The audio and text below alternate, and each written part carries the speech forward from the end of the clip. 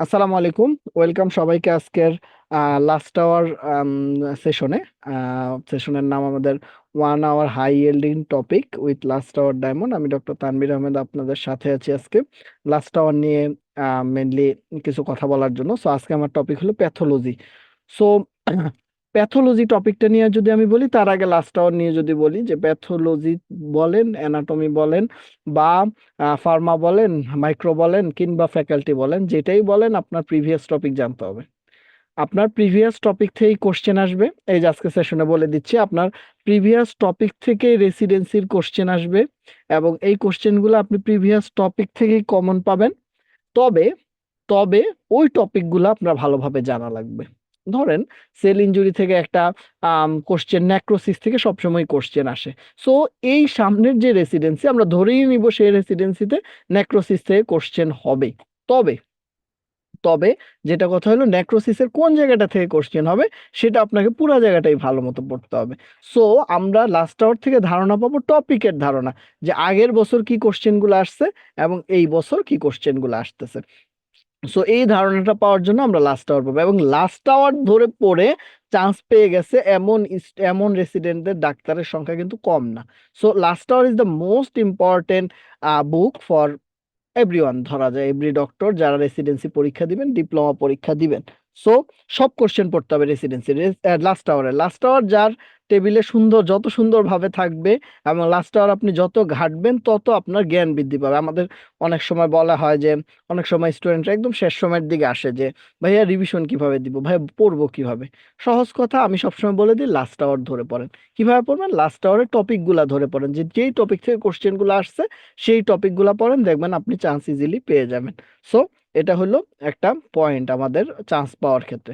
So residency chance পাওয়ার ক্ষেত্রে আপনি sheet পড়তে পারেন, আপনি আম, আমাদের লেকচার ক্লাস ফলো করতে পারেন, যত কিছুই করেন, আপনি যা কিছুই করেন, আপনার লাস্ট আওয়ারে ফেরত আসতে হবে, এবং লাস্ট আওয়ারের আপনার লেটেস্ট ভার্সনটা ভালো মতো আয়ত্তে থাকতে হবে। লাস্ট আওয়ার যত ভালো আয়ত্ত থাকবে, আপনি চান্স পাওয়ার হার তত বেড়ে যাবে। সো আমি সবসময় বলি যে, আপনি রেসিডেন্সি প্রিপারেশন শুরু করতে চান, আপনি প্রথমে লাস্ট আওয়ার কিনে ফেলেন, আপনি কোশ্চেন দেখেন, প্রিভিয়াস কোশ্চেন দেখেন, এবং একদম সহজ কথা, কিন্তু সব পরীক্ষার জন্যই একটা সহজ কোশ্চেন, যে সহজ কথা, যে আপনি প্রিভিয়াস কোশ্চেন যত ভালোভাবে পারবেন, আপনি চান্স পাওয়া তত বেশি হবে। প্রিভিয়াস কোশ্চেন স্যাররা কোন জায়গা থেকে কোশ্চেন দিবে?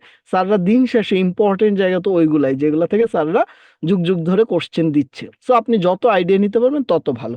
সো লাস্ট আওয়ার পরের একটা ওয়ে আছে, আমি যদি আপনাদের বলি, হ্যাঁ প্যাথোলজি আমি পড়াবো, আমি আপনাদের ওয়েগুলো বলেও দিব, যে কিভাবে। মেইনলি তো প্যাথোলজি পুরাটা পড়ায় ফেলতে পারবো না, আমি মেইনলি একটা আইডিয়া দিব আপনাদের, যে আসলে কিভাবে আসলে লাস্ট আওয়ার পড়তে হয়।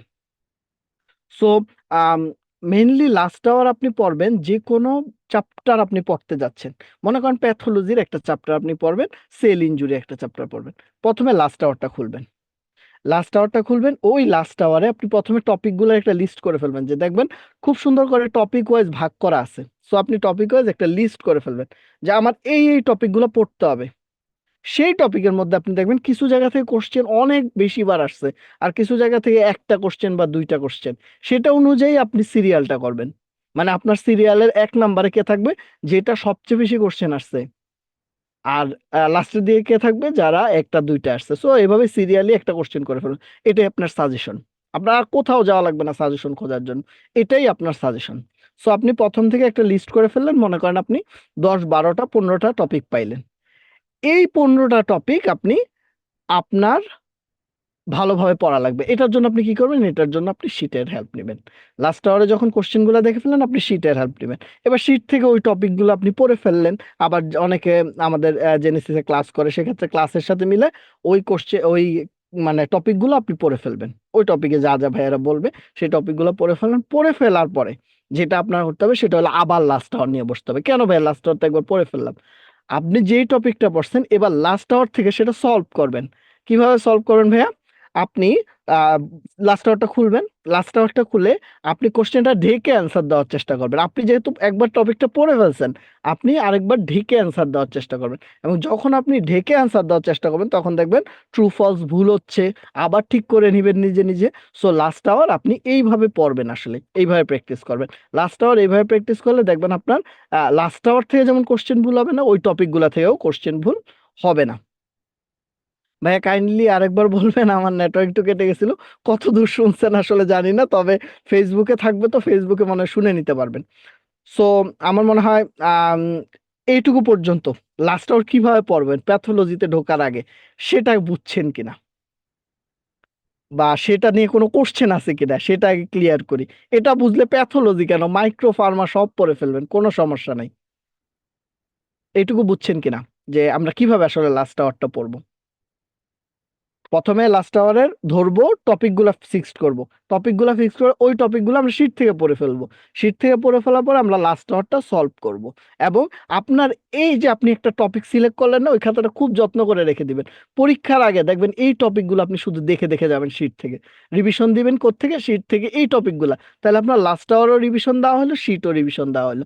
আপনি পরীক্ষায় অবশ্যই ইনশাল্লাহ, যদি আপনার ভাগ্যে থাকে ইনশাল্লাহ আপনি চান্স পাবেন। এটা কোনো মানে মানে দ্বিধা করার কোনো উপায় নেই। সো পড়ার স্টাইল হলো এটা, রেসিডেন্সি ডিপ্লোমার পড়ার স্টাইল খুবই সিম্পল স্টাইল, কিন্তু আপনি যদি পড়তে পারেন এইভাবে সেটা আপনার খুব কাজে দিবে। আচ্ছা, সো সেক্ষেত্রে আমরা যদি প্যাথোলজির কয়েকটা কোশ্চেন দেখে আপনাদের, খুব অনেক কোশ্চেন দেখাবো না আজকে, সেশনটা মিললে আপনাদের সাথে গল্প করার জন্য আসছি। কিন্তু প্যাথোলজি মনে করেন, প্যাথোলজি আমাদের কয়টা টপিক আছে বলেন তো? প্যাথোলজি থেকে, প্যাথোলজি থেকে আমাদের 5টা টপিক আছে, তাই না? এক নাম্বার হলো sell injury, sell injury adaptation আছে। 2 নাম্বার আছে হলো আপনার ইনফ্লামেশন। 3 নাম্বার কি আছে? 3 নাম্বার আছে আপনার জেনেটিক্স। 4 নাম্বার আছে হিলিং রিপেয়ার।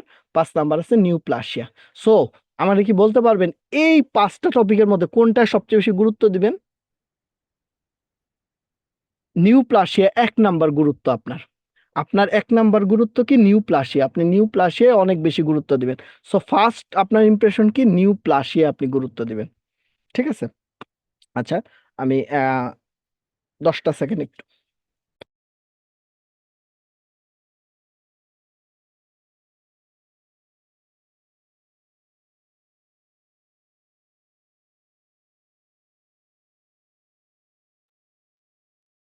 সো আমরা কোনটায় সবচেয়ে বেশি গুরুত্ব দিব? আমরা সবচেয়ে বেশি গুরুত্ব দিব নিউপ্লাসিয়ায়।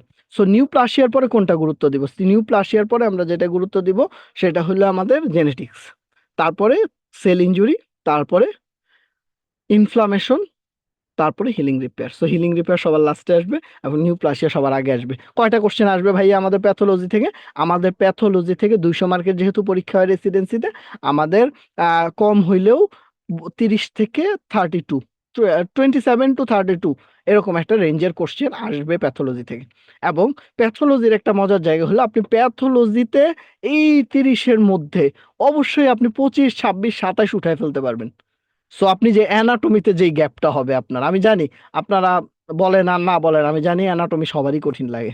সো অ্যানাটমি যে পছন্দ করে তার আসলে এলিয়েন বলি আমরা। সো আপনার অ্যানাটমি কঠিন লাগবেই। সো অ্যানাটমি আপনার পড়ার চেয়ে আপনার প্যাথোলজি পড়া সহজ। ফিক্সড টপিক, ওই টপিক থেকে কোশ্চেন আসবে।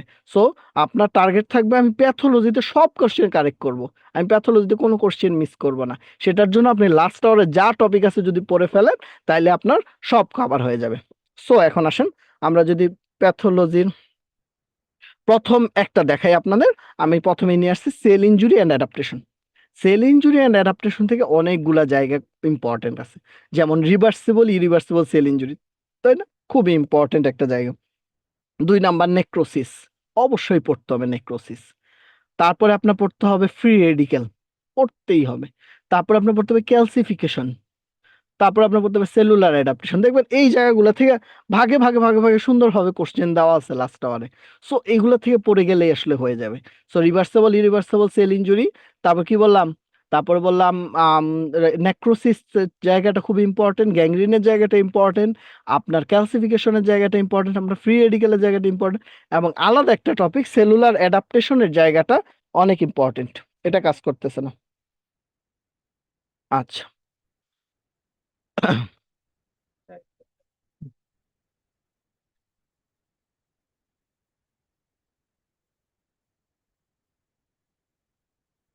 আচ্ছা, ঠিক আছে, থ্যাংক ইউ। সো আমার কোন জায়গাগুলো ইম্পর্টেন্ট বলছি? রিভার্সেবল, ইরিভার্সেবল সেল ইনজুরির জায়গাটা বলছি, আমি পুরাটা লিখলাম না। 2 নাম্বার আমি বললাম হলো আপনার ইম্পর্টেন্ট জায়গার মধ্যে আপনার ক্যালসিফিকেশনটা ইম্পর্টেন্ট। 3 নাম্বার আপনার ফ্রি রেডিকেল ফরমেশন এবং ফ্রি রেডিকেলের টার্মিনেশনটা ইম্পর্টেন্ট, এবং মাঝে মনে আমি একটা বাদ দিছি, সেটা হলো নেক্রোসিস ইম্পর্টেন্ট। এবং আপনার আলাদা করে পড়তে হবে সেলুলার অ্যাডাপ্টেশন, সেলুলার অ্যাডাপ্টেশন, সেটার মধ্যে অ্যাট্রফি, হাইপারট্রফি, হাইপারপ্লাসিয়া, এগুলো সব পড়তে হবে, ঠিক আছে। সো সেল ইনজুরি থেকে আমি আজকে আপনাদের কি পড়াবো? আমি আপনাদের যেটা পড়াবো সেটা হলো সেল ইনজুরি অকার্সেন। সো আপনি দেখেন cell injury occurs due to, এরকম বলছে, সোডিয়াম পটাশিয়ামের কথা বলছে, অক্সিডেটিভ ফটোফসফোরাইলেশনের কথা বলছে, এই একটা কোশ্চেন।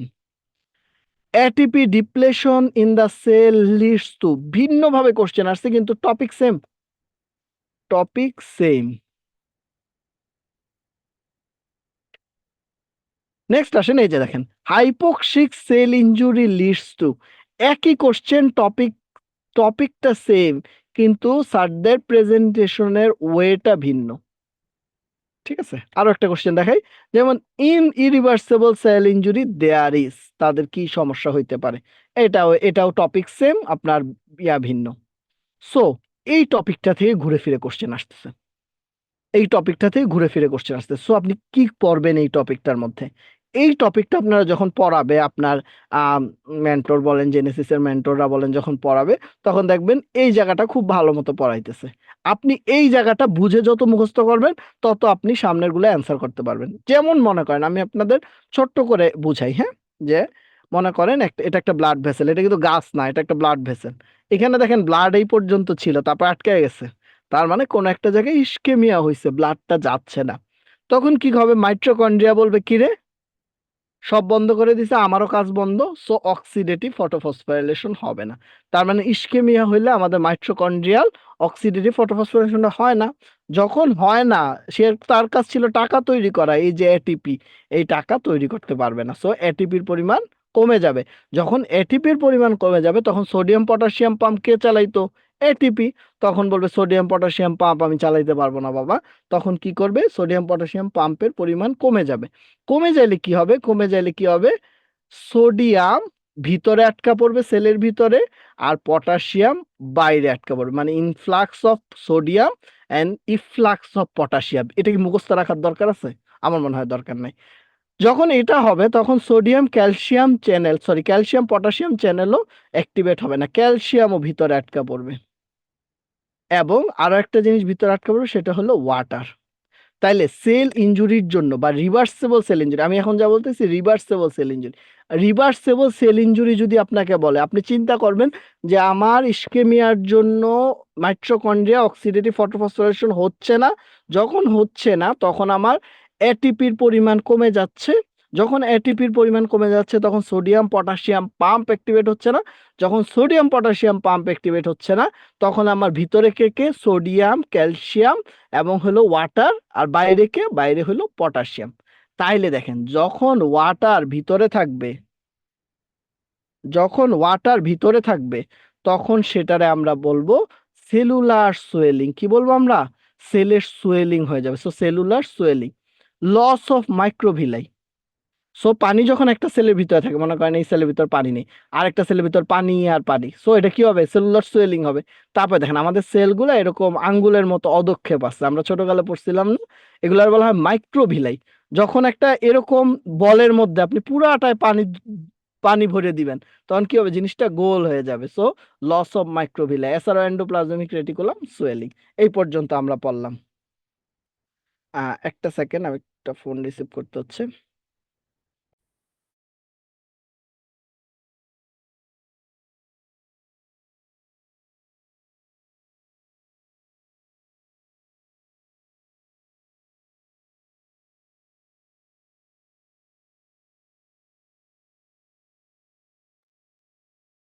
আচ্ছা, তাইলে আমাদের এক পার্ট শেষ, এই পার্টটা শেষ হয়ে গেল, তাই না? আমাদের এই পার্টটা শেষ হয়ে গেল। এখন আরেকটা পার্ট কি দেখেন, আরেকটা পার্ট, যখন এটিপি থাকে না, তখন কি হয়? তখন তো গ্লাইকোলাইসিস হইতে হবে আমার। গ্লাইকোলাইসিস হইতে যে অ্যানারোবিক গ্লাইকোলাইসিস হয়, অ্যানারোবিক গ্লাইকোলাইসিস। অ্যানারোবিক গ্লাইকোলাইসিসে কি উৎপন্ন হয় জানেন? ল্যাকটিক অ্যাসিড উৎপন্ন হয়, ল্যাকটিক অ্যাসিড। তার মানে ল্যাকটিক অ্যাসিড যখন উৎপন্ন হয়, এটা একটা অ্যাসিড, তাহলে পিএইচ এর পরিমাণ কি হবে? কমে যাবে, সাথে গ্লাইকোজেনের পরিমাণও কমে যায়।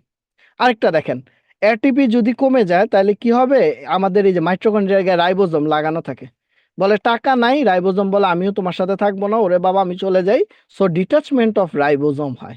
আর রাইবোজোমের কাজ কি ছিল? আমাদের প্রোটিন সিনথেসিস করা। তাহলে প্রোটিন সিনথেসিস হবে না, লিপিড ডিপোজিশন হবে। সো এগুলো মেইনলি রিভার্সিবল সেল ইনজুরির কাজ। তাহলে রিভার্সিবল সেল ইনজুরি হলে কি কি হয়? মাইটোকন্ড্রিয়া অক্সিডেটিভ ফটোফসফোরাইলেশন হয় না, ফলে এটিপির পরিমাণ কমে যায়। এটিপির পরিমাণ কমলে সোডিয়াম পটাশিয়াম পাম্প নাই, ফলে sodium calcium water influx efflux of potassium, ফলে সেলটা সোয়েলিং হয়ে লস অফ মাইক্রোবিলাই হয়। আরেকটা জিনিস চিন্তা করেন, এটিপি যদি কমে যায় কি গ্লাইকোলাইসিস হবে? অ্যানারোবিক গ্লাইকোলাইসিস হবে, ফলে ল্যাকটিক অ্যাসিড তৈরি হবে। তাহলে পিএইচ এর পরিমাণ কি হবে? কমে যাবে। আরেকটা জিনিস চিন্তা করেন, এটিপি যখন কমে যায় তখন রাইবোজোম গুলো কি হবে? ডিটাচ হয়ে যাবে, তাহলে প্রোটিন সিনথেসিস হবে না, লিপিড ডিপোজিশন হবে।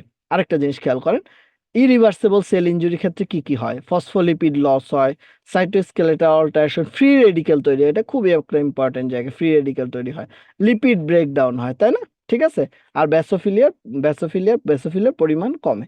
সো এই জায়গা থেকে আপনি আপনি যখন লাস্ট আওয়ার খুললেন তখন দেখলেন এতবার করে কোশ্চেন আসছে, এতবার করে কোশ্চেন আসছে। সো আপনি কি এই টপিকটা পড়ে যাবেন না? এই টপিকটাই প্রথমে পড়তে হবে, যে আমি এই টপিকটাই পড়ে যাই, এই টপিক থেকে আমার একটা কোশ্চেন কমন পড়বেই। তাহলে আমরা দেখেন একই কোশ্চেন, যে এটার প্রমাণ আপনাদের আমি দেখাই, যে সেম কোশ্চেন কতগুলা। Cell injury occurs due to, এটা না থাকলে বেশি ভালো হতো, তাই না? আচ্ছা তাও আপনারা দেখি বলেন তো, আপনারা বলেন, এই নিচের দিকে তাকাবেন না, আমি জানি আপনারা সবাই সৎ মানুষ। ইনক্রিজ অক্সিডেটিভ ফটোফসফোরাইলেশন, ট্রু নাকি false?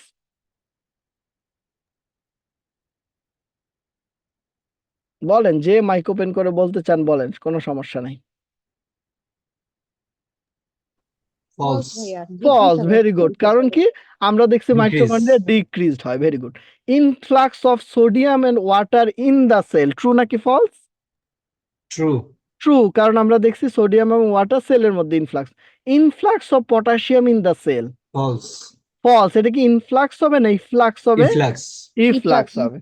Increase production of reactive oxygen species, খেয়াল করেন এখানে কি রিভার্সেবল বা ইরিভার্সেবল কিছু বলছে?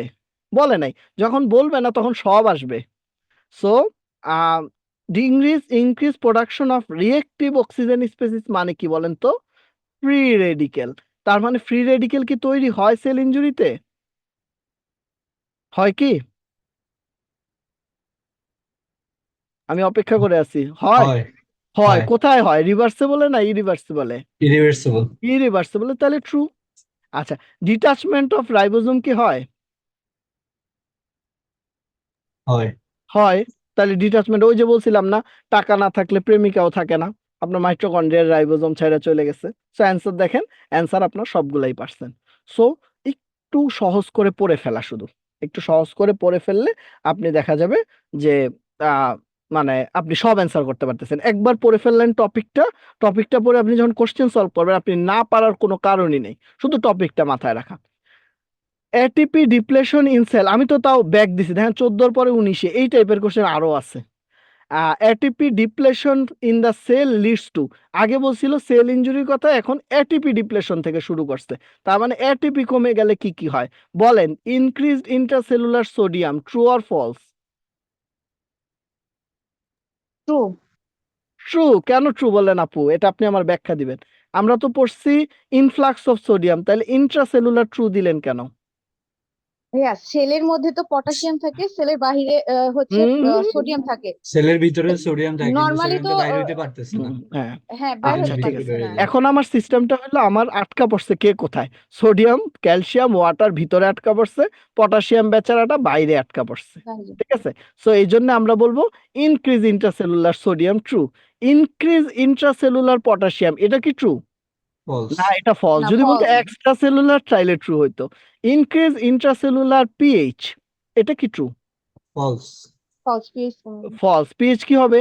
কমে যাবে। ওই যে ডিক্রিজ বলছিলাম না, অ্যানারোবিক গ্লাইকোলাইসিসে ল্যাকটিক অ্যাসিড তৈরি হয়, এই ল্যাকটিক অ্যাসিড, অ্যাসিড মানে পিএইচ কমায় দিবে।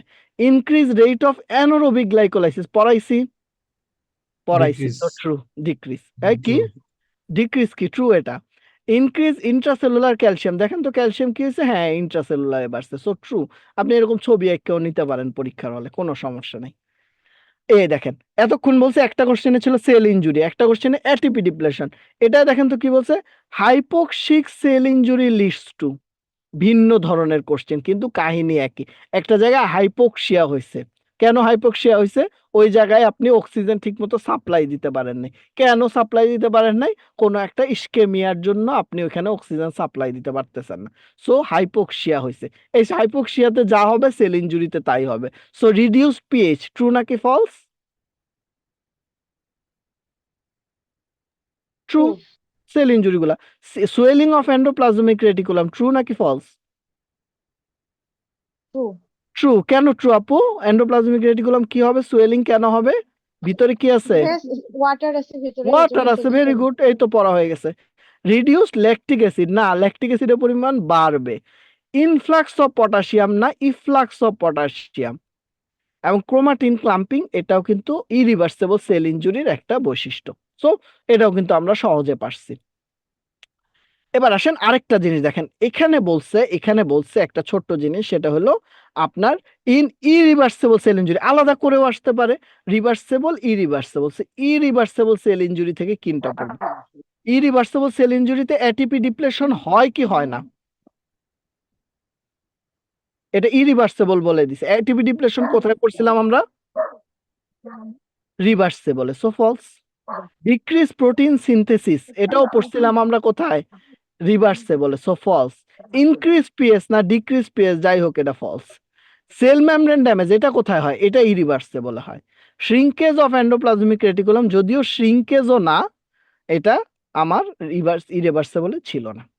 ঠিক আছে, সো দেখেন আপনাদের কতগুলা কোশ্চেন দেখালাম, এরকম আরো কোশ্চেন আছে, আসতে পারে রিভার্সেবল সেল ইনজুরি থেকে কোনটা হয়। ও এজ লাস্ট আওয়ার থেকে আরেকটা মজার তথ্য আছে, সেটা হলো আপনি শীটে সবকিছু পাবেন না, যেগুলো লাস্ট আওয়ারে কিছু কিছু জিনিস পাবেন। যেমন মনে করেন এই যে আপনাদের আমি সবগুলা কোশ্চেন দেখাইনি তো, রিভার্সেবল আর ইরিভার্সেবল আরো তিনটা পয়েন্ট আছে, দুই তিনটা পয়েন্ট আছে, দুই তিনটা রিভার্সেবলের দুই তিনটা পয়েন্ট আছে।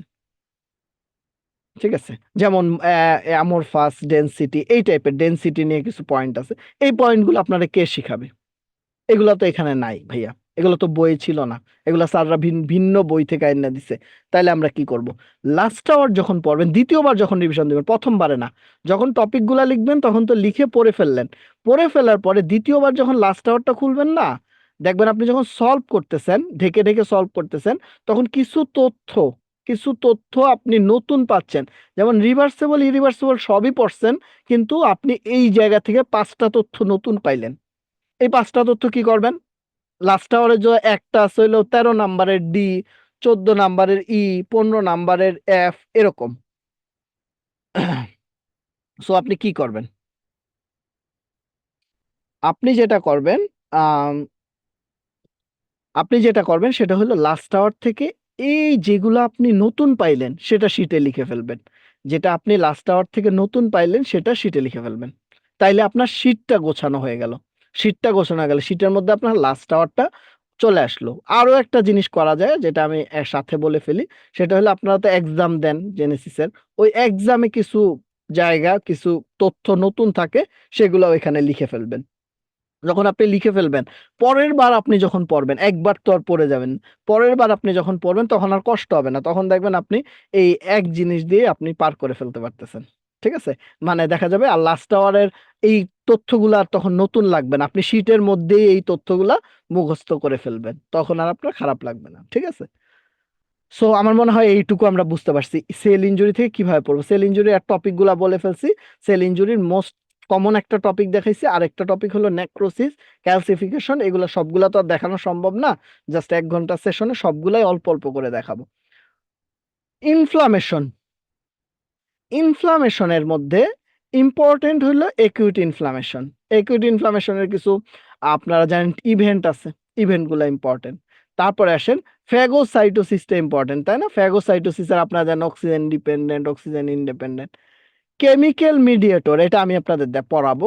কেমিক্যাল মিডিয়েটর এটা মোস্ট ইম্পর্টেন্ট, যে কি কি কেমিক্যাল মিডিয়েটর কোনটার কাজ করে, কোনটা ভ্যাসোডাইলেটেশন, কোনটা ভ্যাসোকনস্ট্রিকশন, এই জিনিসগুলা। তারপরে আসেন inflammation, acute phagocytosis, chemical mediator আর ক্রনিক ইনফ্লামেশনের অল্প কিছু কোশ্চেন আছে, সেগুলো পড়বেন। ইনফ্লামেশন থেকে কোশ্চেন কম, তবে পড়া আছে। কেমিক্যাল মেডিয়েটর গুলা খেয়াল করেন। এই যে দেখেন, আমি কোশ্চেন গুলো আগে দেখাই। Chemical mediator which causes ভ্যাসোডাইলেটেশন।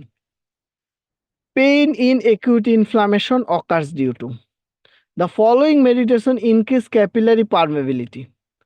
Capillary permeability increased by mediators that cause vasodilatation. So কতগুলা কোশ্চেন দেখাইলাম আপনাদের একই টপিক থেকে। সো এই যে এই ছকটা আপনাদের শীটেও আছে, এই ছকটা যদি কারো মুখস্থ করতে ইচ্ছা না হয় তাহলে রেসিডেন্সি দেওয়ার দরকার নেই। বলবেন ভাই এত খারাপ কথা বললেন, কিছু করার নাই, এই জিনিসটা এতই ইম্পর্টেন্ট। সো আমরা কি করব, খেয়াল করেন।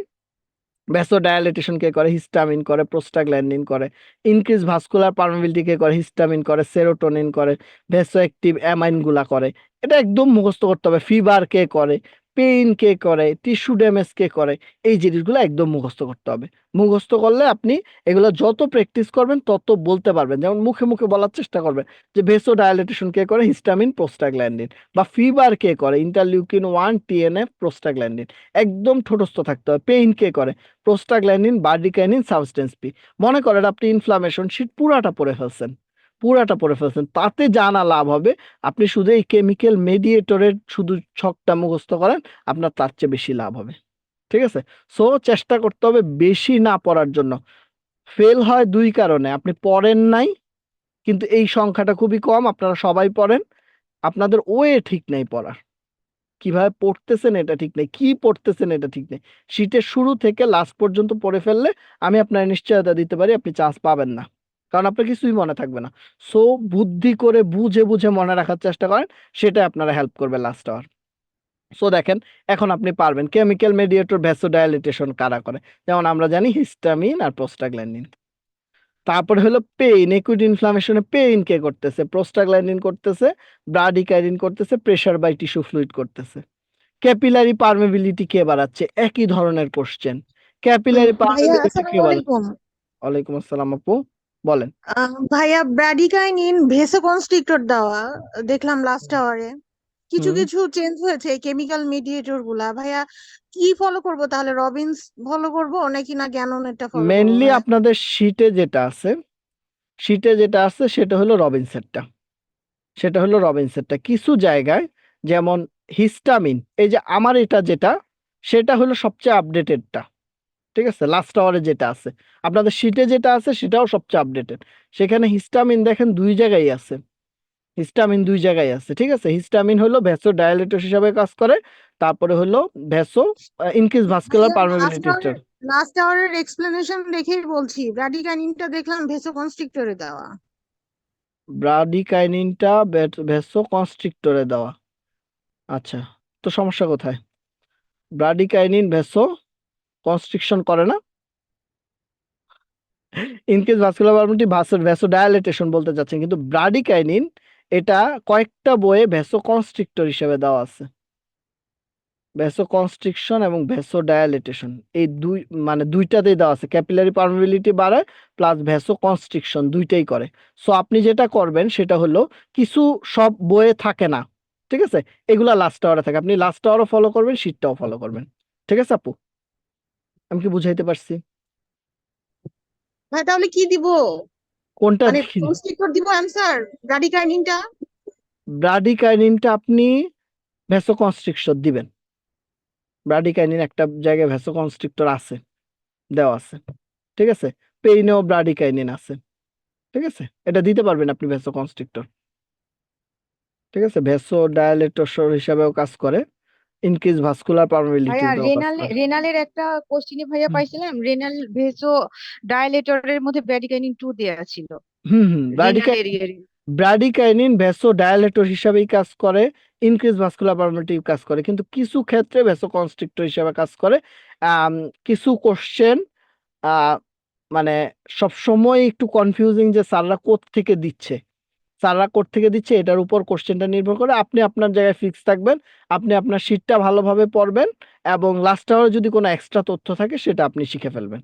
ঠিক আর আছে? ভাইয়া প্লেটলেট অ্যাক্টিভেটিং ফ্যাক্টর যেটা, সেটা কি ভেসোকনস্ট্রিক্টর নাকি ডায়ালেটর? মানে এই যে সাপ্লিমেন্ট কপি এখানে দেখি যে এক্সপ্লেনেশন আর অ্যান্সার আগের মতো নাই, মানে চেঞ্জ, যেটা ডায়মন্ডের supplement copy.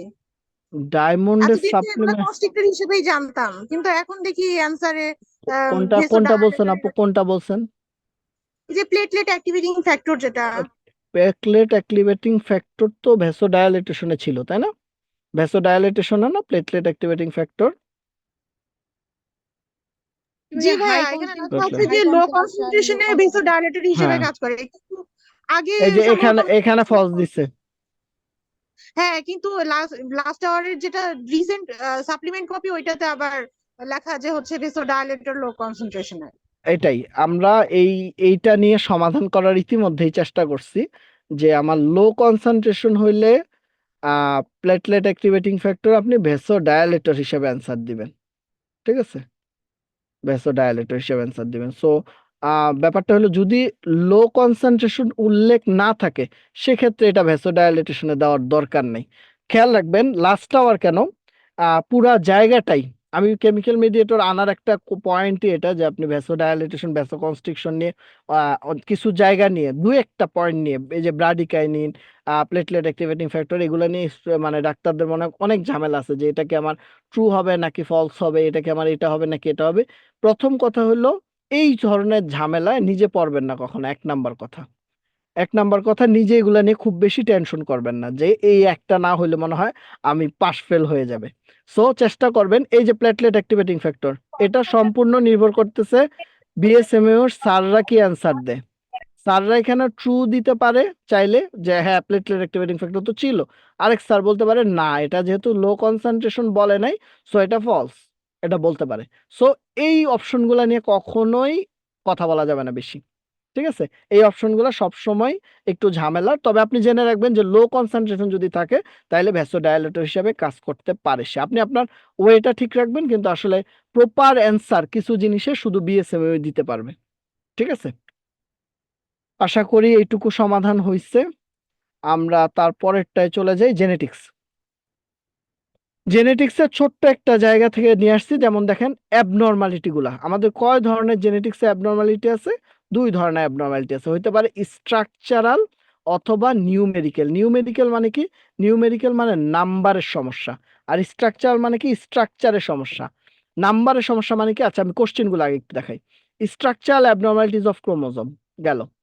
Sex hormone abnormalities found in, একই রকম question. Increase in number of chromosome, প্রায় একই ধরনের question. Cytogenic disorder involving sex chromosome, প্রায় একই কোশ্চেন। এক্সাম্পল অফ ট্রাইজোমি, একই কোশ্চেন। সো কোশ্চেন সবগুলো আসছে এই জায়গা থেকে। খেয়াল করেন, আমাদের ক্রোমোজোমে দুই ধরনের সমস্যা থাকতে পারে, দুই ধরনের। একটা কি?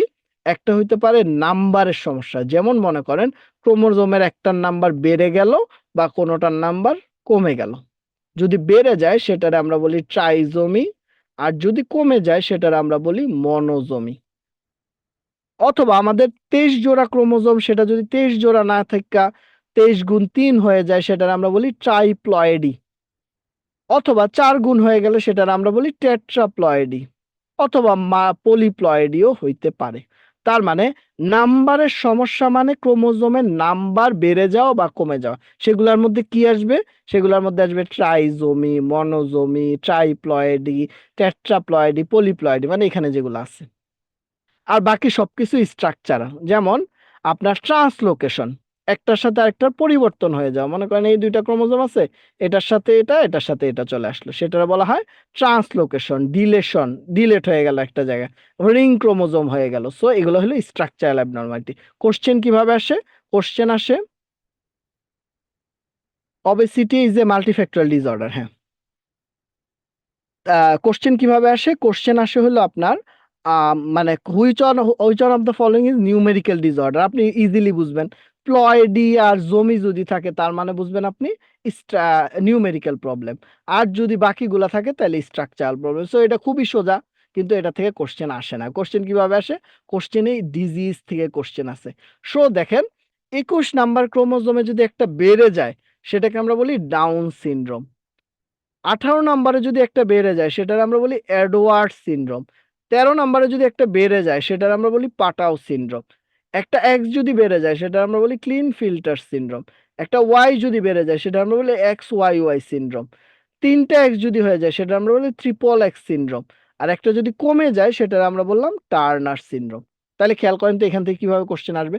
এখান থেকে কোশ্চেন আসতে পারে। আরেকটা জিনিস দেখেন, আর এই রিকারেন্ট ডিলেশন মাইক্রো ডিলেশন এটা মানে স্ট্রাকচারাল প্রবলেম। তাহলে কি কি আছে? ডি জর্জিস, প্রাডার উইলি, এঞ্জেলম্যান, উইলিয়াম আর স্মিথ ম্যাগানিস। এখানে শুধু নাম পড়বেন, শুধু নাম। ঠিক আছে, তাহলে একটা জিনিস খেয়াল করেন তো, একটা জিনিস খেয়াল করেন যে আপনার কোশ্চেন করতে পারে which of the following is numerical abnormality.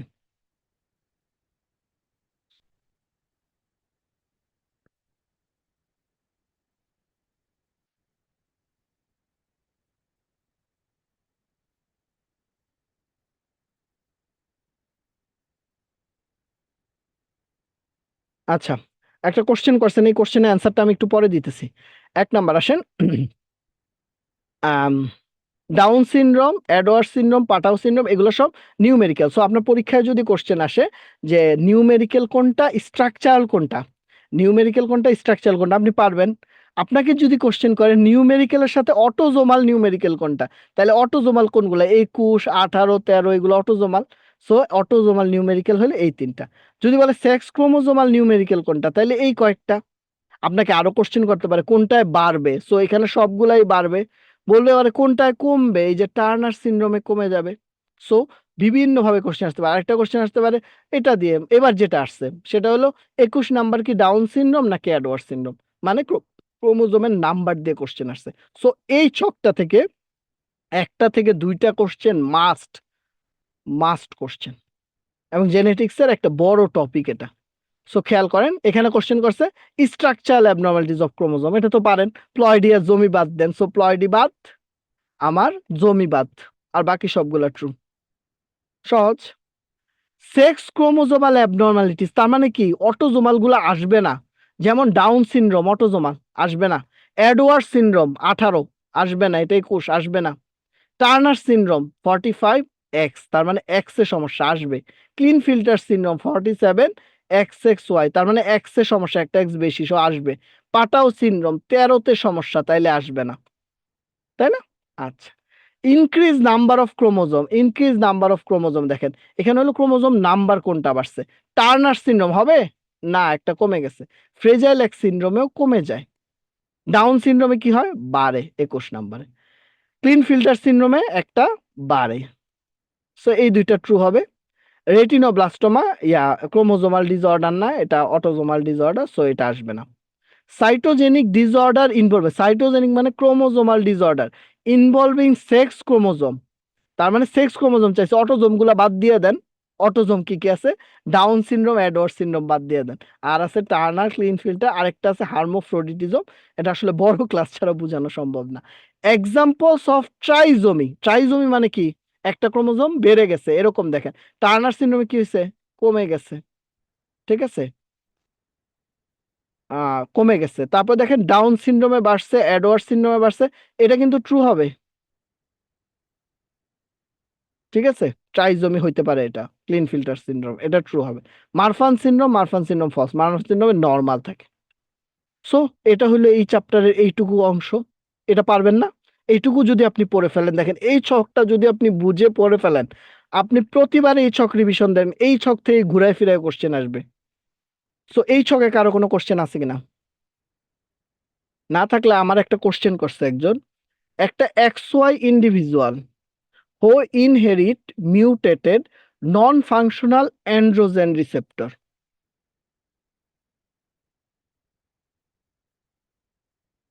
Non functional, তাই তো আপু, নাকি আপু না ভাইয়া, যাই হোক, বলছে একটা এক্স ওয়াই ইন্ডিভিজুয়াল, সে একটা নন ফাংশনাল অ্যান্ড্রোজেন রিসেপ্টর। এটা কি জানেন? এখন বলে দিলে সহজ।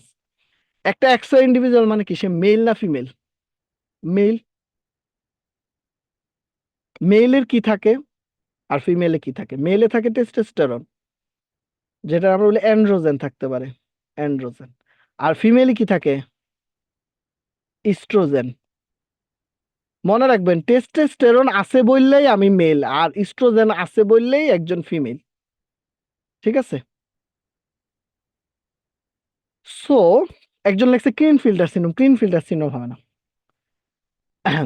নন ফাংশনিং অ্যান্ড্রোজেন, এখন কথা আসেন, এখন টেস্টোস্টেরন আমার শরীরে কাজ করতেছে বলেই আমার মেইলের মতো সবকিছু হচ্ছে, যেমন আমার বিয়ার্ড হচ্ছে, আমার পেনের লেন্থ বাড়তেছে, আমার টেস্টিস আছে, সবকিছু কিসের জন্য? সবকিছু আমার টেস্টোস্টেরনের জন্য। আর ফিমেলের টেস্টোস্টেরন নাই বলে উল্টাটা হচ্ছে। সো টেস্টোস্টেরন আছে কিন্তু কাজ করতে পারতেছে না, তখন কি হবে আমার?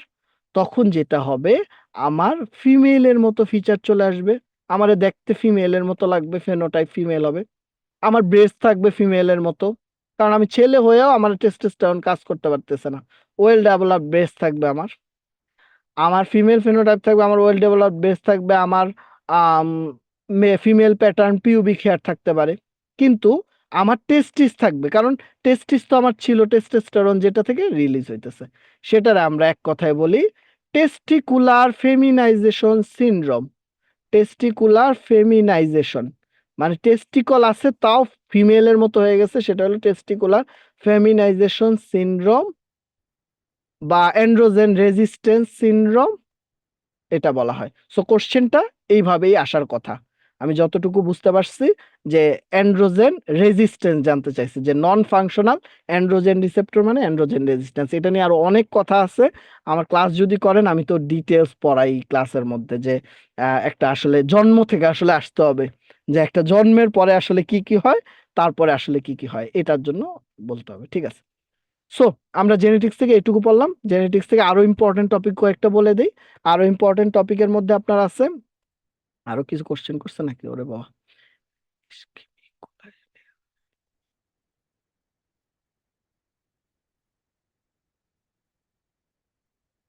ইসকেমিক কোলাইটিস, আচ্ছা এটার অ্যান্সার দিতেছি, একটা মিনিট, এত লজিক আছে। আচ্ছা এটা একটু শীটটা দেখতে হবে আমার। ইসকেমিক কোলাইটিস কেউ জানলে অ্যান্সার দেন।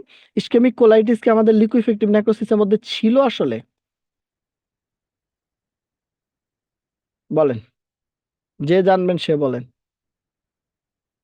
সব যে আমার জানতে হবে তা না, আমি যেটা জানি সেটা হলো সব ধরনের সব ধরনের ইনফ্রাকশন, সব ধরনের ইনফ্রাকশন হলো coagulative necrosis except brain infarction, সেটা একটা লিকুইফেক্টিভ নেক্রোসিস, এবং ইসকেমিক কোলাইটিসও লিকুইফেক্টিভ নেক্রোসিসের উদাহরণের মধ্যে ছিল। So ischaemic colitis is a liquefactive necrosis, ঠিক আছে? ইসকেমিক কোলাইটিস লিকুইফেক্টিভ নেক্রোসিস, কিন্তু আমাদের মেইন যেটা জানতে হবে ইনফ্রাকশনের বিষয়টা, যে সব ধরনের ইনফ্রাকশন আমার coagulative necrosis except brain is আমার liquefactive necrosis. Ischaemic colitis liquefactive নেক্রোসিসের একটা ভেরিয়েশন। সো আসেন আমরা কি কি পড়ে ফেলছি, আমরা পড়ে ফেলছি সেল ইনজুরি, আমরা পড়ে ফেলছি জেনেটিক্স, আমরা পড়ে ফেলছি ইনফ্লামেশন। হিলিং এর একটা ছোট্ট জায়গা দেখাই, যে ওন্ড হিলিং এর জায়গাটা, ওন্ড হিলিং এর জায়গাটা কি কি ফ্যাক্টর আছে? লোকাল ফ্যাক্টর আর সিস্টেমিক ফ্যাক্টর, তাই না? মনে হবে যে আমি তো পরীক্ষার হলে বুঝবোই কোনটা লোকাল কোনটা সিস্টেমিক, কিন্তু না, লোকাল সিস্টেমিক আপনার মুখস্থ করতে হবে, লোকাল সিস্টেমিক আপনার মুখস্থ করতে হবে, যে লোকাল কোনটা সিস্টেমিক কোনটা, নাহলে বুঝবেন না। যেমন মনে করেন সিস্টেমিক ফ্যাক্টর, আপনার গ্লুকোকর্টিকয়েড দেখে মনে হবে গ্লুকোকর্টিকয়েড তো একটা জায়গায়ও কাজ করতে পারে, তাহলে তো এটা লোকালও হইতে পারে, কিন্তু এটা সিস্টেমিক। ফরেন বডি দেখে আপনার মনে হবে এটা সরি, এটা লোকাল মনে হইতে পারে গ্লুকোকর্টিকয়েড, কিন্তু এটা সিস্টেমিক। ফরেন বডি দেখেন আপনার মনে হতে পারে ফরেন বডি তো শরীরে ঢুকলো, এটা সিস্টেমিক হইতে পারে, কিন্তু এটা আসলে লোকাল। ইনফেকশন, ইনফেকশন আপনার কি হতে পারে? ইনফেকশন দুইটা ফ্যাক্টরি হতে পারে, ওই জায়গায় ইনফেকশন হইলো লোকাল, সারা শরীরে হলে সিস্টেমিক। নিউট্রিশন আপনার systemic, diabetes mellitus systemic. So systemic গুলো আপনার মুখস্থ করতে হবে ভাইয়া, পুরা সিস্টেমিক গুলো মুখস্থ করতে হবে, লোকাল গুলো মুখস্থ করতে হবে। এই কোশ্চেনটা আমার আনার এটাই কারণ, এটা প্রতিবার আসে, আপনারা প্রতিবার ভাবেন এটা পারবেন, ভাবেন নিজেরা মনে মনে ভাববা নেন যে এটা তো আমি পারবোই, এটা না পারার কি আছে, লোকাল কোনটা সিস্টেমিক কোনটা, প্রতিবার আসবে কিন্তু আপনি পারবেন না। দেখেন factor causing delay in wound healing, wound healing is delayed in, একই ধরনের কোশ্চেন, একই ধরনের question, wound healing is delayed in.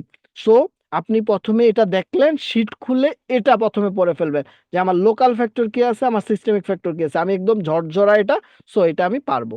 এবার আসেন আপনাকে আরেকটা কোশ্চেন দেখাই, wound healing is enhanced by, এটা কিন্তু আপনার স্মিডি থেকে আসছে। সো আপনি শীটে এটা সরাসরি পাবেন না, কিন্তু আপনার শীটে এটা লেখা থাকতে হবে, আপনার শিটে এটা লেখা থাকতে হবে যে আমার ওন হিলিং এনহ্যান্স বাই, আপনার যেই জায়গায় ওন হিলিং এর জায়গাটা আছে সেখানে লেখা থাকতে হবে যে ওন হিলিং এনহ্যান্স। আমার শিটটা খুললে দেখবেন আমার পাশে লেখা আছে ওইখানে zinc, rest, oxygen, oxygen. So আপনি যখন এটা লিখে ফেলবেন তখন দেখেন কতবার আসছে, এই যে আরেকটা আছে ভিটামিন সি, 4টা ভাইয়া ভিটামিন। সি নাম্বারটা ভাইয়া অ্যান্টিবায়োটিক ট্রু হবে না? আগে আগে কোনটা কোনটা কোনটা কোনটা কোনটা? ভাইয়া এর আগে যে কোশ্চেনটা দিয়েছিলেন ওখানে অ্যান্টিবায়োটিকটা ট্রু হবে না ভাইয়া? সি নাম্বারটা অ্যান্টিবায়োটিক। এনহ্যান্সড বাই এখন হলো স্মিথডি থেকে যদি কোশ্চেন আসে, আপনি একটু বুঝবেন না কিভাবে করছে, স্মিথডি থেকে কোশ্চেন আসছে কিনা। স্মিথডি কখনো মানে ট্রু ফলস এর কোনো চেঞ্জ আসে না। স্মিথডি মতে এই 4টা হলো হিলিং এনহ্যান্স করে। অ্যান্টিবায়োটিক অনেকগুলাই তো করে, এনহ্যান্স যদি আপনি ধরেন অনেকগুলা করে, কিন্তু দিন শেষে আপনার স্মিথডি যদি চিন্তা করেন এরকম যদি কোশ্চেনটা আসে বা কোশ্চেনটা যদি সরাসরি এরকম wound healing is enhanced by, এখানে আপনি জিঙ্ক পাওয়া যান, অক্সিজেন পাওয়া যান, ভিটামিন সি পাওয়া যান, তাইলে আপনি অ্যান্টিবায়োটিক ট্রু দিবেন না, তখন আপনি ওই 4টাই ট্রু দিবেন যেই 4টা আপনার পড়া আছে। ঠিক আছে, একটু বুদ্ধি খাটায় চলতে হবে, কারণ হলো স্যাররা এই জায়গাগুলাই বেশি অটল, যেমন স্যার যেই জায়গা থেকে কোশ্চেন করছে স্যার ওই জায়গার অ্যান্সারটা ট্রু দিয়ে রাখবে। সো আপনি এখানে অ্যান্টিবায়োটিক ট্রু দিবেন না। ঠিক আছে, যদি বোঝেন এরকম না কোশ্চেনটা এনহ্যান্সড বাই লেখা নাই, নট ডিলেড ইন এরকম লেখা আছে, তখন অ্যান্টিবায়োটিক ট্রু দিবেন। একই রকম question, systemic factors that are influencing the wound healing is delayed by, এখানে যদি অ্যান্টিবায়োটিক থাকতো, এখানে যদি অ্যান্টিবায়োটিক থাকতো আপনি ফলস দিতেন, ডিলেট করে না। যদি বলতো যে নট ডিলেড বাই, কিন্তু এনহ্যান্স শব্দটা স্পেসিফিক স্মিথডির জন্য, স্মিথডি থেকেই এনহ্যান্স শব্দটা আসছে। সো আপনি এনহ্যান্স দিতে হবে। আমরা খেয়াল করছেন কিনা সবচেয়ে ঝামেলার টপিক গুলো আমি এখানে নিয়ে আসছি। সো এই টপিকটা আপনার খুব ভালো মতো পড়ে ফেলতে হবে, যেমন কোনটা লোকাল ফ্যাক্টর, কোনটা সিস্টেমিক ফ্যাক্টর, কোনটা এনহ্যান্স করতেছে। ঠিক আছে, কোনোটা বাদ দেওয়া যাবে না, একদম বাদ দেওয়া যাবে না। কোন হরমোন করে, কোন ড্রাগ করে, আপনি পড়বেনই তো এই টপিকটা মেনলি ভালোভাবে। সো এই টপিকটা ভালোভাবে বাদ দিবেন না। আর পড়বেন হলো এক্সুডেট ট্রান্সুডেটের একটা ঝামেলা আছে, মেকানিজমের একটা ঝামেলা আছে, ডিআইসিটা ভালো মতো পড়তে হবে, সেপটিক শকটা ভালো মতো পড়তে হবে, এই জিনিসগুলো বাদ দেওয়া যাবে না। লাস্ট আসেন নিউপ্লাজম। যদিও 5টা টপিক 1 ঘন্টায় সো টাফ, তাও আমি ছোট ছোট জায়গাগুলো দেখানোর চেষ্টা করলাম।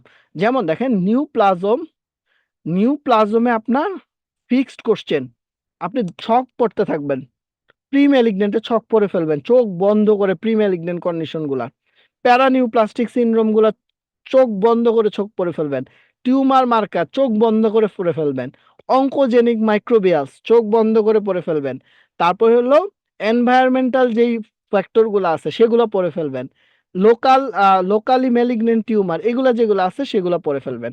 তারপরে আসেন আম, কি জানি কি বললাম, হ্যাঁ লোকালি ম্যালিগন্যান্ট টিউমার যেটা আছে সেটা আপনি পড়ে ফেলবেন। এফএনএসি কোথায় কোথায় করা যায় সেটা আপনি চোখ বন্ধ করে পড়ে ফেলবেন। ঠিক আছে, আর কি কি বাদ দিছি বলেন তো? অঙ্কোজেনিক মাইক্রোবায়াস বলছি, এটা বলছি। আর পরীক্ষায় কোথায় কোশ্চেন আসে, আর পরীক্ষায় আসে এফএনএসি বলছি, ও গ্রেডিং স্টেজিং 8টা 9টা জায়গা, বিশেষ করে 10টার মতো জায়গা। আপনার লাস্ট আওয়ারে যে 10টা ইম্পর্টেন্ট টপিক দেখবেন কোশ্চেন আসতেছে আসতেছে সিরিয়াল ধরে, ওই জিনিসগুলো সবচেয়ে ভালোভাবে পড়বেন। আমি এখানে জাস্ট একটা নিয়ে আসছি, লোকালি ম্যালিগন্যান্ট টিউমার, এখানে একটা সুন্দর কবিতা দিয়ে মনে রাখা যায়। চেষ্টা করবেন কোনো একটা কবিতা, কোনো একটা ছন্দ দিয়ে এই জিনিসগুলা মনে রাখার জন্য। যেমন এই কবিতাটা আপনাদের শিখছে, আমি বাসায় যে কার গলায় ফুলের মালা দিব। সো এই একটা জিনিস আপনি যদি পড়ে যান, এটা দেখানোর উদ্দেশ্য হলো এই একটা জিনিস যদি আপনার ঠোঁটস্থ থাকে, আপনি একটা কোশ্চেন ধরে রাখেন, রেসিডেন্সিতে পেয়ে গেছেন। সো আপনি একটা কোশ্চেনের যে 1 মার্ক, সেই 1 মার্ক আপনি বাদ দিবেন কেন? আপনি অবশ্যই এই 1 মার্ক গুলা ধরতে হবে। দেখেন সবই একই রকম আসছে, লোকালি ম্যালিগন্যান্ট। সো একই রকম ভাবে কোশ্চেন আসে, যখন আসবে কোনটা প্রি ম্যালিগন্যান্ট, প্যারানিউপ্লাস্টিক থেকে কোনটা হাইপার ক্যালসিমিয়া করে, কোনটা হাইপোগ্লাইসিমিয়া করে, বা কোনটা আপনার পলিসাইথেমিয়া করে, এই তো। তারপর হলো টিউমার মার্কার থেকে আসতে পারে, এসবি আসতে পারে টিউমার মার্কার থেকে। সো বললে প্যাথোলজি অনেক কথা, কিন্তু আমি চেষ্টা করছি আপনাদের শিখানোর জন্য যে আসলে কিভাবে পড়বেন। তাও কত দূর শিখাইতে পারছি আমি জানি না, তবে আমি চেষ্টা করছি যে এটা শিখাইতে আপনি কিভাবে পড়বেন। আপনার লাস্ট আওয়ার আপনার লাস্ট আওয়ার কিভাবে কাজ করবে, আপনার শীট আপনি কিভাবে কাজে লাগাবেন, এবং আমাদের হাতে সময় আছে কতটুকু এটা আগে দেখতে হবে। আমাদের হাতে সময় আছে হলো আম, আগস্ট মাস ধরবো, আগস্ট মাসের অর্ধেক, সেপ্টেম্বর অক্টোবর নভেম্বরের অর্ধেক মাসের পরে পরীক্ষা হবে। সো এদিকে আধা মাস এদিকে আধা মাস, যেন ধরলাম আপনাদের সুবিধার জন্য 1 মাস। আর সেপ্টেম্বর অক্টোবর এই 3টা মাস আপনি দিনে আল্লাহর হস্তে মোবাইলটা বন্ধ করে আপনি 4 থেকে 5 ঘন্টা পড়াশোনা করেন, আমি যে স্টাইলে বললাম, আপনি ইনশাল্লাহ চান্স পেয়ে যাবেন। কারো কোনো কোশ্চেন আছে কিনা? আপনারা বুঝছেন কিনা কিছু জিনিস, অন্তত একটা দুইটা আইডিয়া মাথায় ঢুকছে কিনা এটা আমার ভাইয়া একটু একটা জানা। কোশ্চেন ছিল ভাইয়া। হ্যাঁ, কোশ্চেন বলেন। ভাইয়া রেসিডেন্সিতে সবচেয়ে বেশি প্রবলেম হয় অ্যানাটমি আর ফার্মাকোলজি নিয়ে। ভাইয়া উম, এই দুইটা মানে গুছাবো কিভাবে অনেকবার জিজ্ঞাসা করেছি, কিন্তু এটাকে বিট করব কিভাবে এবার একটু প্লিজ বলেন। আচ্ছা, গুছাবেন কিভাবে এটা তো সবাই বলে দিছে, বিট করবেন কিভাবে, কোশ্চেন আসবে কয়টা এটা আগে দেখতে হবে, আপনার রেশিও দেখতে হবে, আপনার 200-র মধ্যে কত পাইতে হবে এটার আগে একটা রেশিও আপনি চিন্তা করেন। আপনার 200-র মধ্যে চান্স পাইতে গেলে আপনার, আমরা ধরি সবসময় বলি কি, কতর মধ্যে 140 থেকে 150 এই নাম্বারটা আপনার সেফ, সেফ নাম্বার। সো আপনার হাতে আছে 50টা নাম্বার, যে 50টা নাম্বার আপনি বাদ দিতে পারেন, যে 50টা নাম্বার আপনি নাও পাইতে পারেন চাইলে। এখন আসেন, অ্যানাটমি থেকে কোশ্চেন আসবে কয়টা? আমার প্যাথোলজি থেকে যদি 30টা কোশ্চেন আসে, মাইক্রো থেকে 50টা কোশ্চেন আসে, আপনার অ্যানাটমি থেকে কোশ্চেন আসবে মনে করেন অলমোস্ট 25 থেকে 30টা, আরো কম আসতে পারে, 20 থেকে 25টার মতো কোশ্চেন আসতে পারে। সো এই 20 থেকে 25টার মধ্যে আপনার টার্গেট থাকবে আমি অন্তত 12-13টা কারেক্ট করবো। আমি কিন্তু অর্ধেক করে দিছি যে আমি 12-13টা কারেক্ট করবো, কিন্তু আমার টার্গেট থাকবে আমি প্যাথোলজিতে অনেক বেশি কারেক্ট করবো, আমি মাইক্রোতে অনেক বেশি কারেক্ট করবো। কারণ আপনি এগুলা পড়লে আপনি কারেক্ট করতে পারবেন, কিন্তু আপনি অ্যানাটমি অনেক বেশি পড়ে কারেক্ট করতে পারবেন না। তাইলে আপনার কি করতে হবে? হ্যাঁ, তাহলে আপনার কি করতে হবে, তাহলে আপনার যেটা করতে হবে টার্গেট ওয়াইজ আগাইতে হবে। যে আমি প্যাথো খুব ভালো মতো পড়ছি, লাস্ট আওয়ারে যা আছে তা পড়ছি, মাইক্রো যা আছে ভালো মতো তাই পড়ছি, আমি প্যাথো মাইক্রো ফ্যাকাল্টি খুব ভালো মতো পড়ছি, এই 3টা আগে এনশিওর করতে হবে আপনি ভালো মতো পড়ছেন। এবার ফিজিও, ফিজিও আপনি বোঝেন কিনা এটা ইম্পর্টেন্ট। সো এটা আপনি বুঝলেন, ধরেন ফিজিও থেকেও 50 মার্কের কোশ্চেন আসে, ফ্যাকাল্টি থেকে 60 মার্কের কোশ্চেন আসে। সো এবার অ্যানাটমি নিয়ে কি করবেন? অ্যানাটমি নিয়ে প্রথম কথা হলো, যত বেশি টেনশন করবেন ধরে নেবেন আপনি চান্স পাবেন না। সো অ্যানাটমি আল্লাহ ভরসা করে ছেড়ে দিতে হবে। সেটা কি পড়ে যাব আমরা ভাইয়া? আমাদের কোশ্চেন 25টার মধ্যে আমি আপনার কথা দিতে পারি যে 15টা টপিক, 15টার বেশি টপিক লাস্ট আওয়ার থেকে থাকবে, 15টার বেশি টপিক লাস্ট আওয়ারের টপিক থেকে থাকবে। সো আপনার টার্গেট হবে আপনি লাস্ট আওয়ারটা পড়বেন। সেটার জন্য আপনার আরো কিছু স্পেসিফিক টার্গেট থাকা লাগবে, যেমন মনে করেন আপনার সহজগুলা একটু পড়া লাগবে, যেমন এমব্রায়োলজি থেকে 3-4টা কোশ্চেন আসবে, বুঝছেন, একদম সহজ সহজ। সো এমব্রায়োলজি পড়া লাগবে। হিস্টোলজি সহজ আছে, পারবেন, পড়া লাগবে। আর আপনার পড়ে যাওয়া লাগবে হলো আম, আর বাকিগুলার ক্ষেত্রে, অ্যানাটমির বাকিগুলার ক্ষেত্রে আপনি লাস্ট আওয়ারটা ফলো করেন, লাস্ট আওয়ারে যে কোশ্চেন গুলো আছে সেগুলো ফলো করেন, এবং লাস্ট আওয়ারের টপিক গুলো আপনি পড়ে ফেলেন। অ্যানাটমি মনে সেশন হবে, ভাইয়ারা আরো বলবে, কিন্তু আমি হালকা পাতলা বলতেছি আর কি। এটা পড়ে ফেলেন।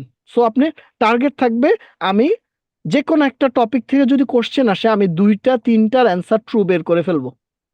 আমি একটা অ্যানাটমির কোশ্চেন পাইলাম, লম্বা একটা কোশ্চেন পাইলাম, এটা থেকে আমি 1-2টা অপশন ট্রু বের করবো, আমি বেশি দরকার নেই, আমি 2টা বা 3টা অপশন ট্রু বের করব, বাকিগুলো আমি ফলস দাগায় দিয়ে আসবো। বিশ্বাস করেন, আপনার এমনও কোশ্চেন আছে সবগুলা হয়ে যাবে। ঠিক আছে? সো একটু বুদ্ধি খাটায় পড়তে হবে, আমি কোনটায় নাম্বার বেশি তুলবো কোনটায় নাম্বার কম তুলবো।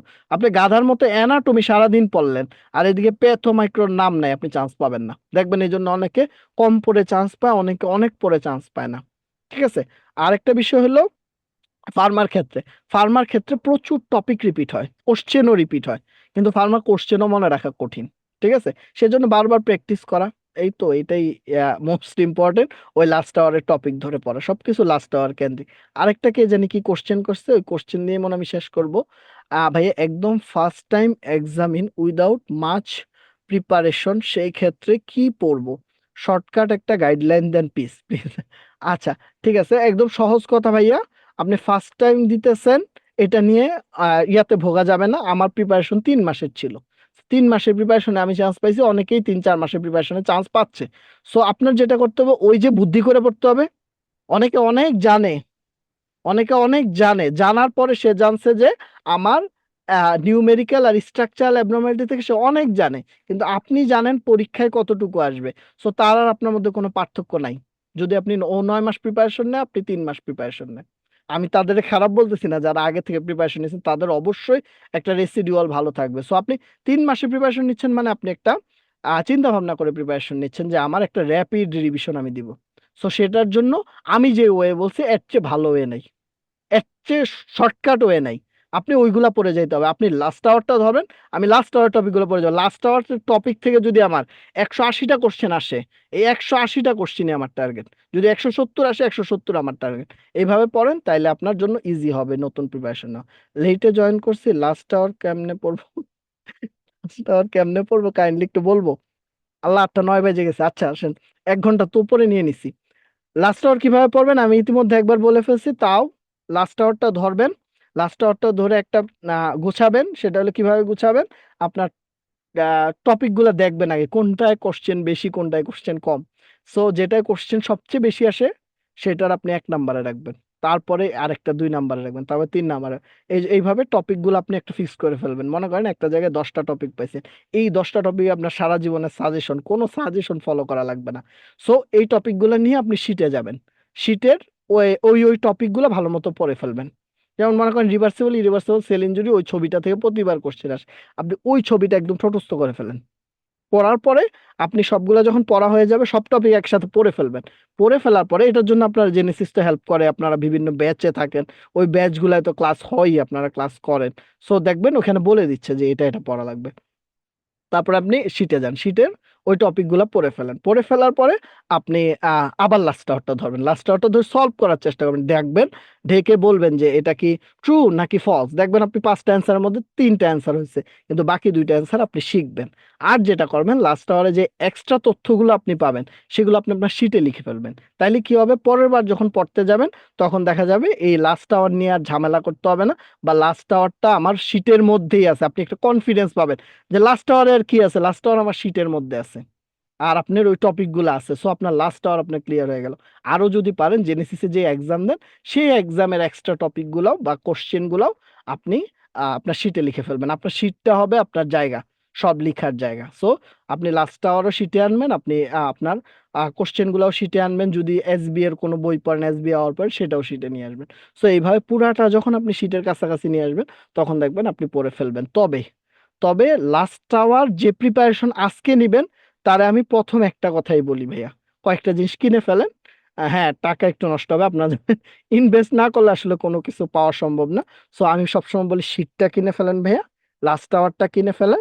আর এসবিএ তে ভালো করার জন্য এসবিএ আওয়ারের কথা অনেক সময় বলি, এটা প্লাস মাইনাস। সো এই 3টা বই সাথে রাখেন, এই 3টা বই সাথে রাখেন, ইনশাল্লাহ আপনার যেই স্বপ্নের বিএসএমএও, সেই বিএসএমএও আপনি যে লিস্ট আছে সেই লিস্টেই আপনি সামনের বার নাম লিখতে পারবেন। তবে আজকে দিন থেকে শপথ করতে হবে যে আমি আজকে দিন থেকে খুব ভালো মতো পড়বো, মোবাইলটা বাদ দিয়ে পড়বো। সো আপনাদের কিছুটা হইলেও উপকার হইলো কিনা এই সেশনটায় আমি যা শুনতে চাবো। কেউ ভাইয়া একজন, আসসালামু আলাইকুম। ভাইয়া একটু কথা বলতাম। হ্যাঁ হ্যাঁ হ্যাঁ ভাইয়া বলে। ভাইয়া আমি মেসেজ পাইছি 7:15 সময়, জয়েন করতে লেট হইলো। ভাই আচ্ছা, আমি হইলো পেডিয়াট্রিক্স এর প্রিপারেশন নিতেছি, জানুয়ারিতে পার্ট 1 দিব ইনশাল্লাহ। তো ভাইয়া হুম, হুম। আপনার হলো এসবিএ পার্ল সলভ করার পরে ভাই ডায়মন্ড সলভ করতে আসার পরে একটু অলসতা চলে আসে। সেক্ষেত্রে আপনি এফসিবিএস দিবেন, মানে রেসিডেন্সি দিবেন না নাকি? রেসিডেন্সি দেওয়ার ইচ্ছা আছে ভাই, এবং প্রিপারেশনে নিয়েছিলাম ভাই, গতবার রেসিডেন্সি দিয়েছিলাম হয়নি, হুম হুম হুম। preparation নিতেছি ভাই। তো লাস্টটাও তখন সলভ করছিলাম। এখন হয় কি ভাই, এসবিএ পার্ল সলভ করার পরে আপনার ওই ডায়মন্ড এসে তো অলসতা চলে আসে। সেক্ষেত্রে পেডিয়াট্রিক্স এর জন্য কি ভাইয়া সবগুলোই মানে সব ধরনের ফ্যাকাল্টি গুলোই সলভ করা উচিত না শুধু? না না না না, সবসময় খেয়াল রাখবেন এই রেসিডেন্সির জন্য আপনি যখন প্রিপারেশন নেবেন তখন বেসিক সবগুলো আপনার লাগবে। Anatomy, physio, bio, patho, pharma, micro, এই 6টা সবার লাগবে। আর আপনার ফ্যাকাল্টিটুকু আপনি সলভ করবেন। আপনি যদি পেডি ফ্যাকাল্টি হন ভাইয়া, আপনি শুধু পেডি ফ্যাকাল্টিটা সলভ করবেন। যদি কেউ মেডিসিন ফ্যাকাল্টি হয় শুধু মেডিসিন ফ্যাকাল্টি, যদি কেউ সার্জারি ফ্যাকাল্টি হয় শুধু সার্জারি, গাইনিটা সার্জারি ফ্যাকাল্টির মধ্যে চলে আসবে। এই তো ভাইয়া, না রেসিডেন্সি কিন্তু খুব বলতে বেশি। যাচ্ছিলাম যে ডায়মন্ডে ভাইয়া কোশ্চেন সবই একসাথে সাজানো থাকে। তো হ্যাঁ, দেওয়া থাকে এমডি পেডি বা হুম এমডি, হুম তখন হুম। সেক্ষেত্রে ভাই সার্জারি ফ্যাকাল্টিরও কোশ্চেন থাকে ভাই অনেক সময়। এইভাবে না, এইভাবে না, আপনি বেসিকে সব পড়তে হবে। বেসিকে আপনার এমডি পাশে সার্জারি লেখা, সেটা আপনি পেডি বলে পড়বেন না, সেটা হবে না। বেসিকে আপনার সব পড়তে হবে ভাই।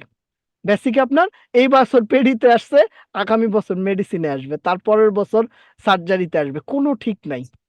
মানে কোশ্চেন বেসিকের গুলো সবার পড়া লাগবে, কিন্তু ফ্যাকাল্টি আপনি আপনার মতো পড়তে পারেন। সবাই থ্যাংক ইউ দিচ্ছেন, আমিও হ্যাপি আপনাদের যদি কোনোরূপ সামান্যতম উপকারও করতে পারি। সো এটা কি রেকর্ড থাকবে ভাই সেশনটা? মানে আমরা লাস্টে জয়েন করার কারণে ফেলছি তো, এই জন্য বলতেছি। আচ্ছা একটু মানে আমি আমি লাস্টে মেসেজ আমি পেয়েছি ভাই 6-7টার হ্যাঁ, সময়। আমি জি স্যার, বাংলা রেকর্ড থাকবে স্যার, রেকর্ড রেকর্ড থাকবে। থাকবে না, রেকর্ড থাকবে। সো ঠিক আছে। আমার মনে হয় আমি আপনাদের কিছুটা হইলেও উপকার করতে পারছি। তো আমার সাজেশন থাকবে, আপনাদের যেই পড়ার টেবিল অথবা আপনার যেই ব্যাগ, সেটা আপনার কাছে লাস্ট আওয়ার থাকবে। আমি আশা করতে পারি আপনার কাছে লাস্ট আওয়ার থাকবে। ইনশাল্লাহ আপনি যখন রেসিডেন্সিতে চান্স পেয়ে যাবেন, সারা জীবনের জন্য এই লাস্ট আওয়ারটা আপনার কাছে রেখে দিবেন এবং জুনিয়রদের বলতে পারবেন যে কিসের জন্য আসলে চান্স পাইছেন। সো সবাই ভালো থাকেন, ইনশাল্লাহ আবার দেখা হবে। আমি ডক্টর তানভীর সাজিদ আপনাদের থেকে আজকে এখানেই বিদায় নিচ্ছি। আসসালামু আলাইকুম সবাইকে।